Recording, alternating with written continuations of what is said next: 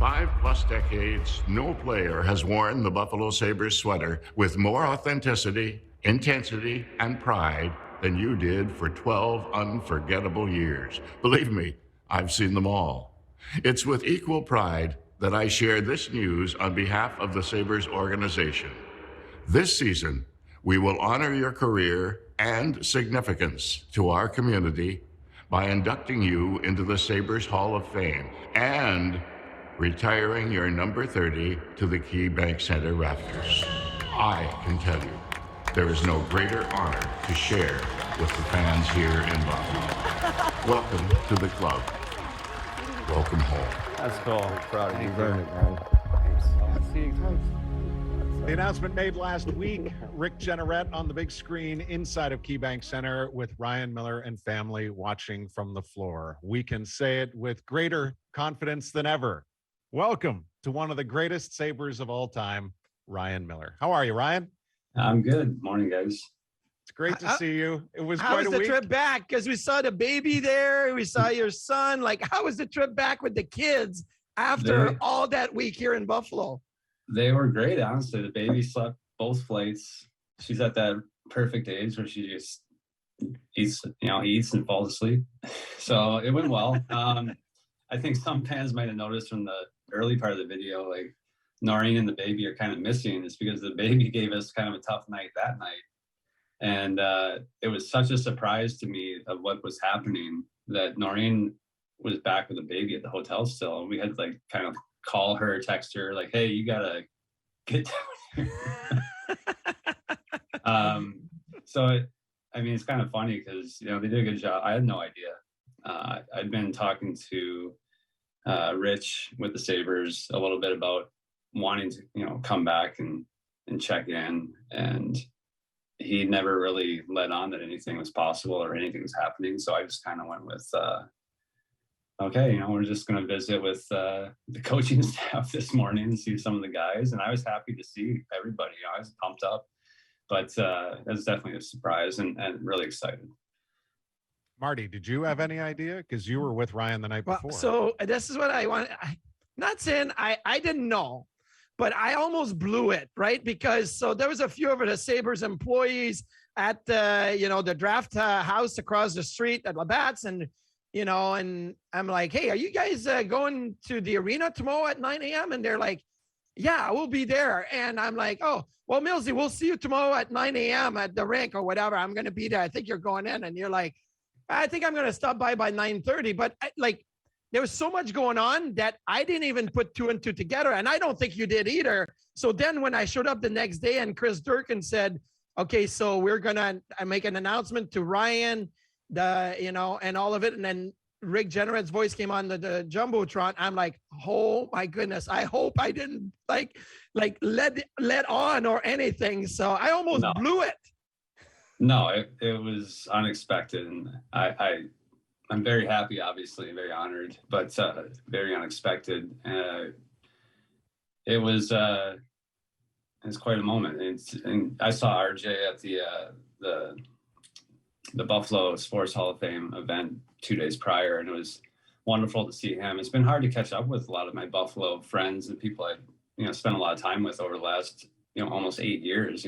Right when I left town, that next spring, Bodie's born, and you're kind of in kid mode, and we're out west and changing teams. End up changing teams twice, and then then COVID. It's like no time to really reconnect or get back, and that's why it was really cool in that when we got the Buffalo City Sports Hall of Fame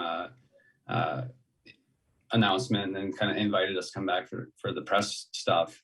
Noreen really encouraged me to go back. I was kind of like, well, it's media. We have a 2-month-old by then. Like, it's gonna be really hard. And she's like, well, we got to get out in the world. We got to see our friends. And I was really glad we did that. Not just for a chance to, have this announcement of the Sabres, but to see everybody. I really like Marty, helped organize, get a bunch of the boys together. And we had a great night catching up. And that's really what I was missing, is like connecting with all my buddies and seeing everybody from Buffalo. And it's really just a nice nice trip.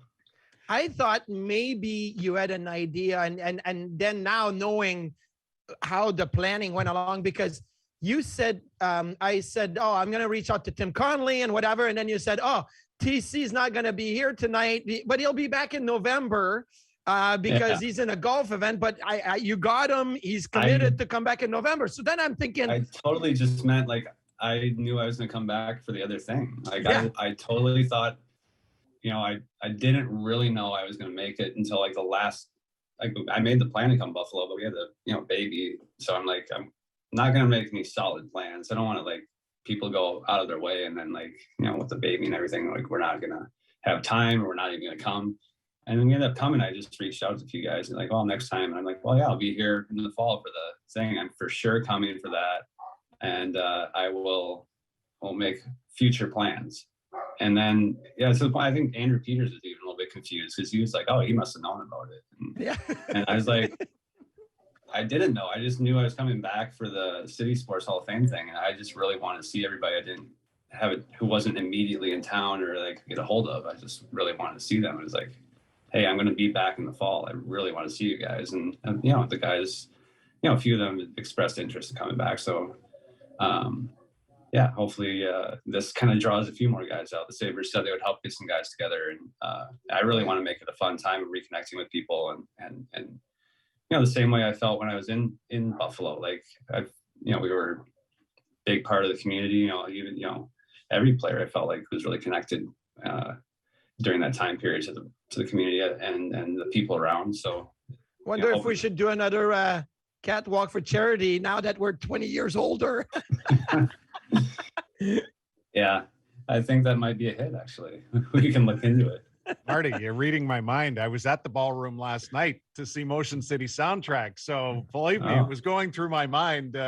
Millsy, I've been there twice in the last 5 days. It's been a good run for concerts. So since Marty opened the door, what are you into musically? And what have, granted, you've talked a lot about family already. So I'm wondering if you've had a chance to indulge in anything musically.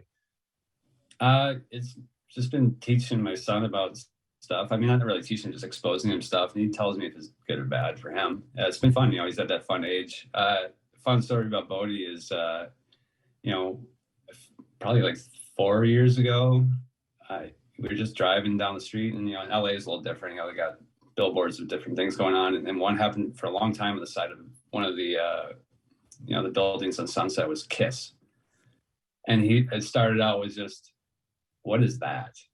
And it went to, why are they wearing makeup? And I had to, explain the whole thing.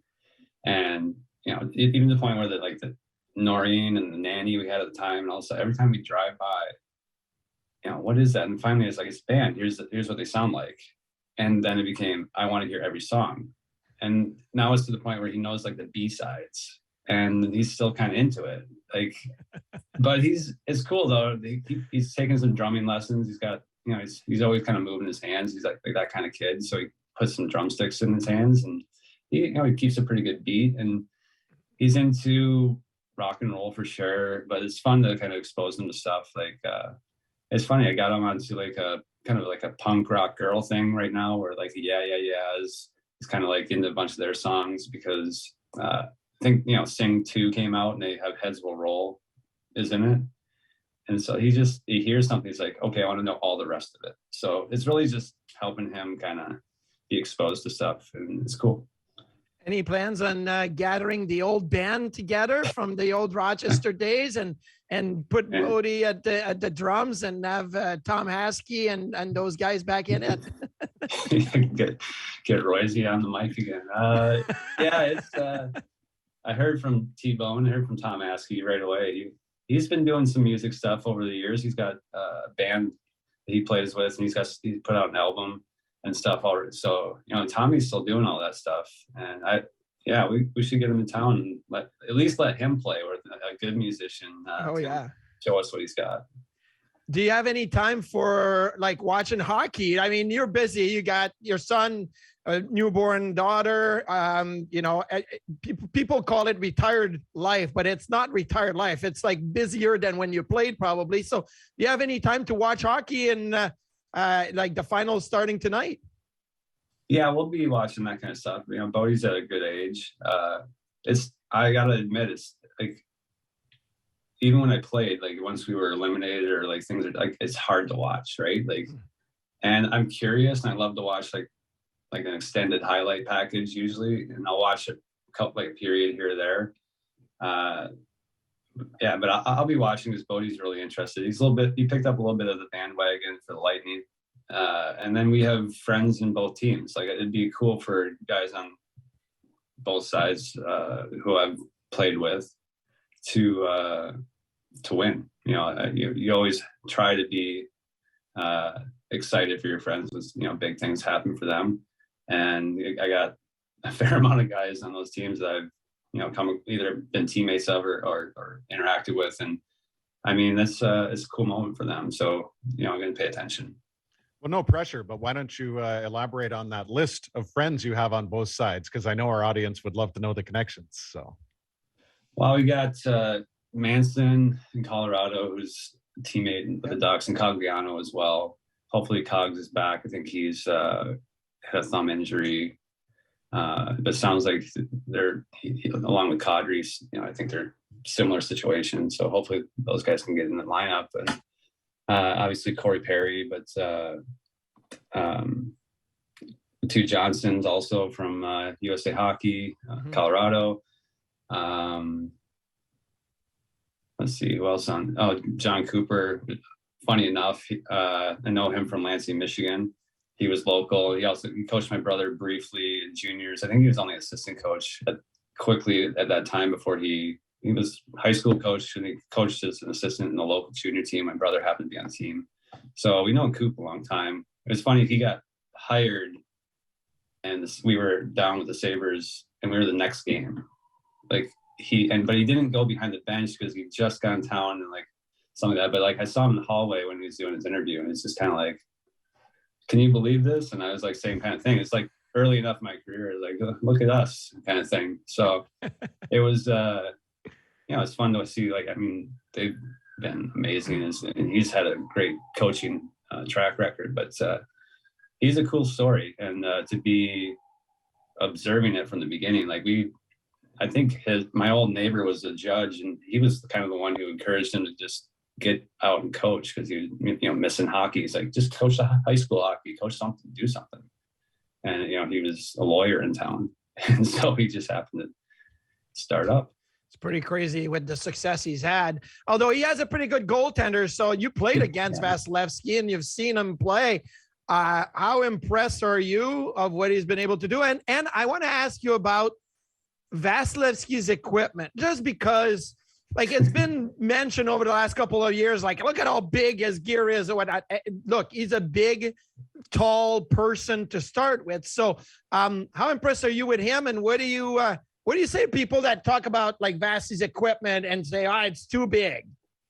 I mean, that's generally the argument for most goalies, if they're right. Like we kind of got that a lot.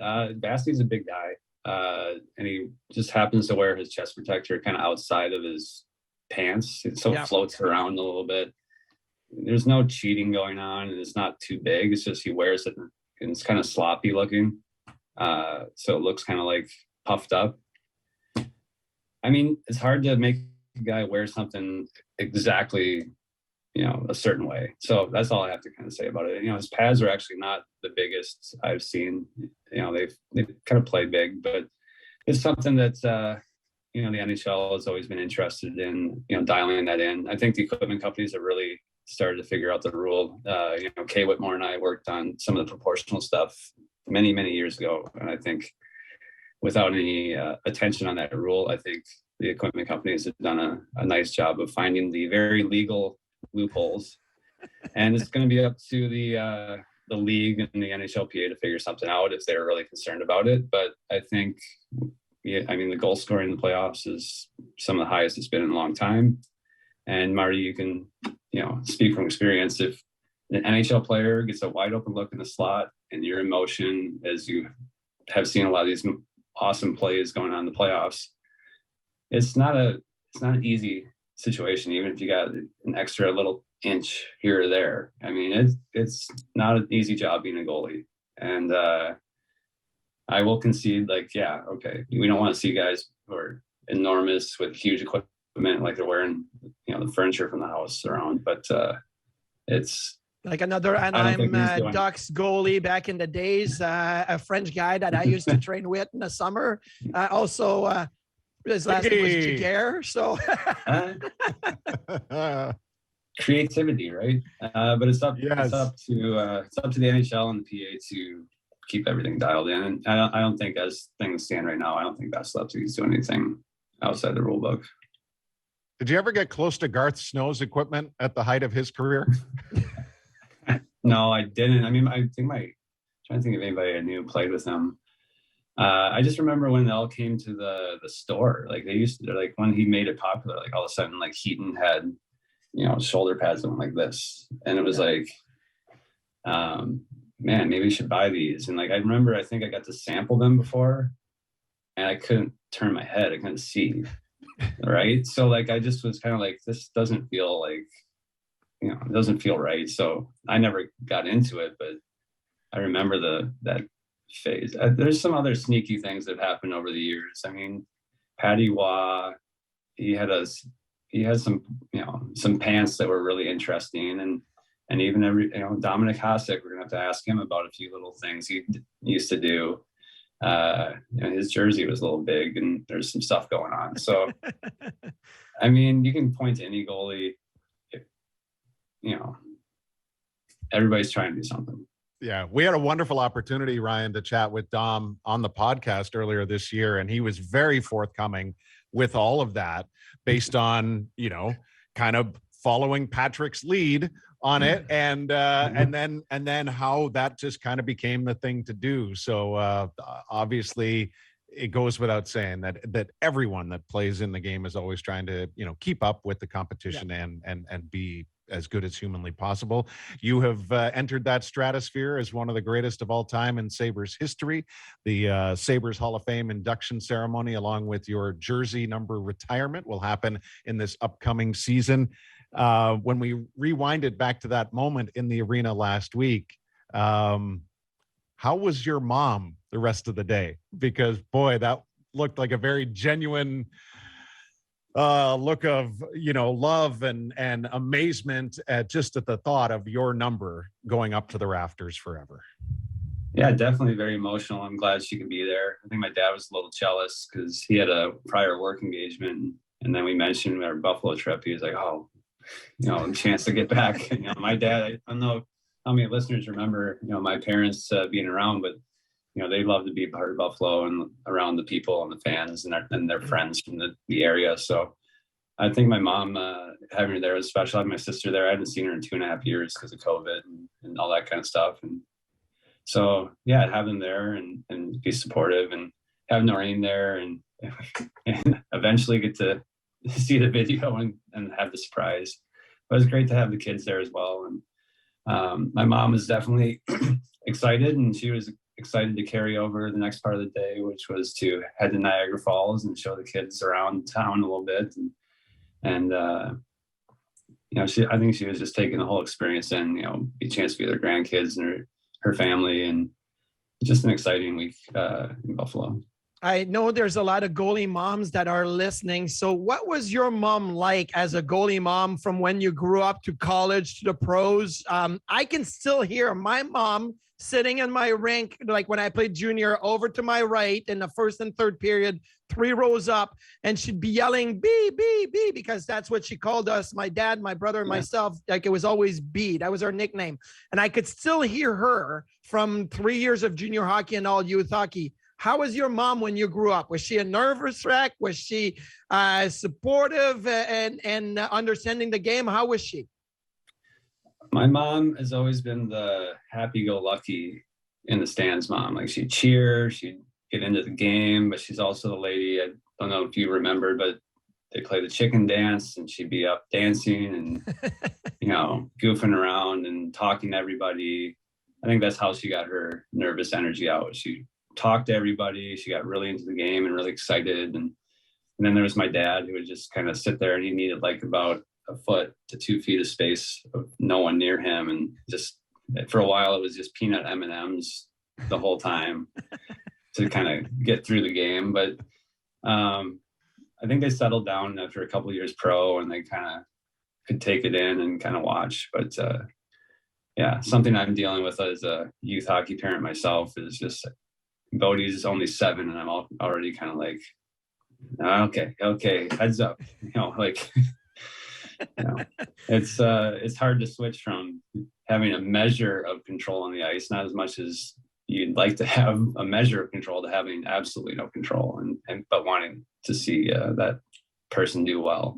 So I can't imagine, what my parents have gone through as far as anxiety over the years, but it's always been nice to have them. They've been super supportive and the kind of parents you can only kind of dream about having. Like they've pushed me at every situation, and they've supported me in every situation. And, it's nice to always have them around. I'm glad you mentioned the reality, which I think a lot of people have faced, the gap in time where you don't see family members. So for your sister to be there after that length of time is remarkable. And then it just adds to the thought of how the rest of the trip and the day must have went, how excited your mom must have been to have you and your sister, together with the grandkids and all that.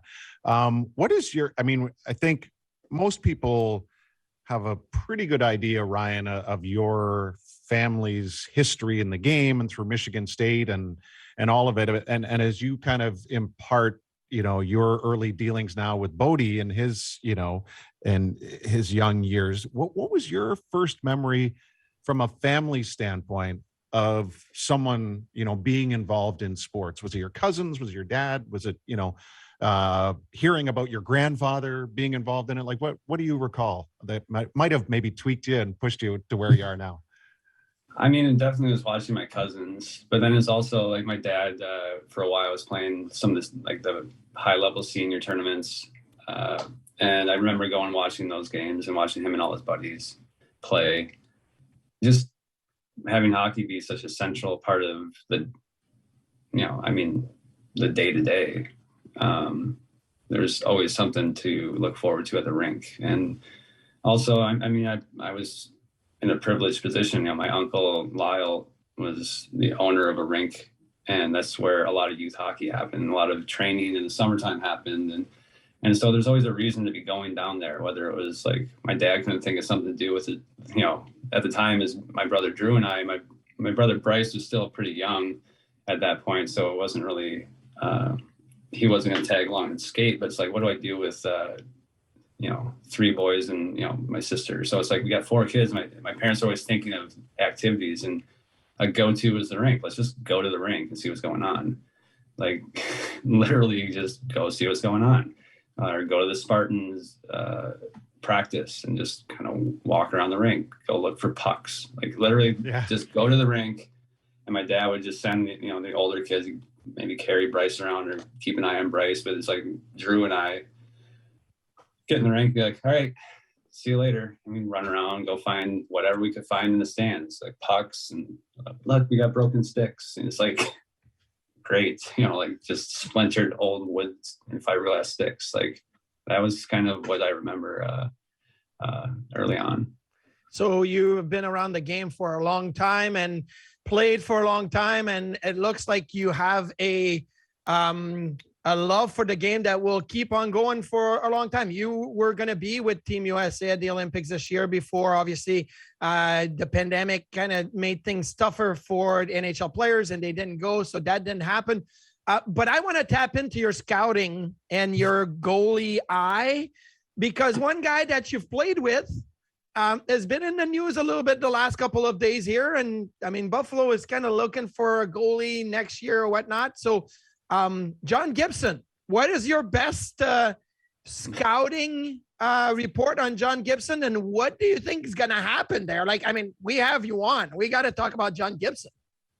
Yeah, it'd be hard not to. He's one of the best goalies in the league. He's, I think with Anaheim and the transition they've had in the last few years, I think it's been a little tough to gauge his gameplay sometimes, but I think what you see from him, he's one of the more natural goalies you'll see.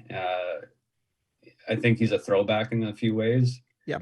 It reminds me a lot of he's got a little more technical game, but then he throws things at there. Like he looks a little bit like Brodeur to me at moments where he's really using the glove hand and he sets things up with his body. And he's using one knee on the ice a fair amount. But he's a little more technical. But he's just a gamer, you know what I mean? Like there's a lot of feel going on there.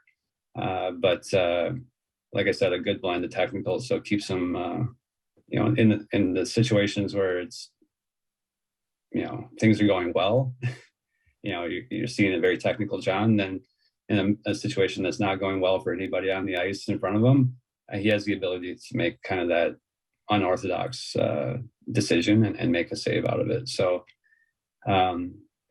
he's a strong competitor, and I think that right now the rumors are definitely swirling. But I know I read some. I haven't talked to him about it, but I read something where he, you know, said there's nothing to the rumors. So I think it'll just kind of come down to the direction Anaheim's going, and the word I'm kind of getting on Verbeek is he's taken his time to figure out where he wants the team to be going, and he's this is his first chance to put a stamp on it is coming up. So we'll see. I guess I just want to follow up quickly with Duffer is that, so his quote, I think, was, look, I just want to see where the team is going to go. And like nobody's ever sat down with me and said, Marty, we're going to explain to you where the team is going. But a guy like you, Millsy, and Lundqvist in New York and John Gibson in Anaheim, that happens. Did you ever sit down with either Darcy in Buffalo or any other GMs around like Vancouver, Anaheim, and seen where the team was going? And have they asked for your opinion on certain things? Yeah, Darcy was actually really open about things in that way. It was not like I had a voice in it, but like he wanted constructive, you know, conversation about like my game personally, and then how do you think we as a group are doing in these situations. It wasn't breaking down to like player by player, but it's like, you know, how are we as a group? How are we doing? Where are you at? That kind of stuff. It would be a little bit above the player to be making long-term team decisions. I think there might be a few guys in this league who would garner the respect, but I think people, from my own experience and from even just kind of being around, I don't know how much you know, some of these guys have that kind of input. It's a lot to put on even a star player. Like, they're a star player, but they don't know the ins and outs of the salary cap and you know what you have to do to keep a certain group of players together. It's just very complicated now. So I think it's a lot to be asking, or even giving the courtesy of like, here's what we think. It's like, well, obviously you want to be a good team at some point. You want to play for the Stanley Cup. I mean, I think that's realistic to give a horizon of what they think, but I think with Anaheim, I think it's just the same situation. You got a new GM, he's gonna figure it out. There's been rumors about John before the changeover, but he signed a long-term deal. And honestly, with the assets Anaheim has, you know, you never know. You can look at some of the teams around the league. You know, it's been surprising that some of the teams have made quick turnarounds, and other teams we thought would be better just kind of stalled out. And you know, it really just comes down to the group. Like in Buffalo, I think you know, you have the assets, you have a core young group, and it's going to be up to them to figure out their identity, and that's going to be the defining part of what that team can do. It's going to be the identity. Kind of like what you guys figured out coming out of Rochester and into the 05, 06, 06, 07 era here with the Sabres. By the way, on that note, a little birdie from Rochester has extended an invitation to you for the Amerks Alumni Golf Tournament, August 15th, if you want to put it in your calendar. So, you know, I know it's busy, but all we can do is ask. And just so you know, it's also my birthday on August 15th, and I probably will be there and we'll celebrate. So just so you know. Oh, 2 for 1. Yeah, exactly. I didn't know that part of it was coming, Ryan, but hey, it has been so well received, the news from last week. And I hope, and I think we know, you'll be as excited to come back and go through the induction ceremony when that time comes in this next season. Yeah, I'm really happy with the response. At Buffalo, it meant a lot to me, and it continues to be a place I want to come back to. And it's important for me to show Bodie, where Nori and I spend our time, and Kaya when she's old enough to figure things out. Same thing. We're gonna make sure that it's a big part of the history of our family, and it's important to me. And I'm excited that this is something we get to do with the Sabres, and I always have that soft spot for Buffalo in my heart, and it was great to get back, and I continue to look forward to coming back. And now we get to say we'll see you soon. Thank you, Ryan. Yeah, no problem, guys. Good to see you guys. Ryan Miller, soon to be inducted into the Sabres Hall of Fame, along with a number 30 being raised to the banners in his name. We're back after this on the Instigators, WGR Sports Radio 550 and MSG.